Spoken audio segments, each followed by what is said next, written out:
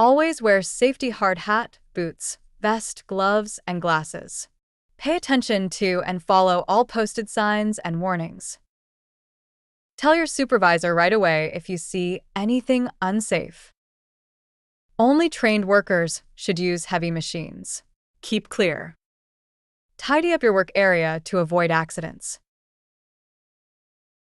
Use tools and equipment correctly and carefully. Don't come to work under the influence of alcohol or drugs. Know where the fire exits are and don't smoke in non-smoking areas. If working at heights, always wear a safety harness. Attend all safety briefings before starting work.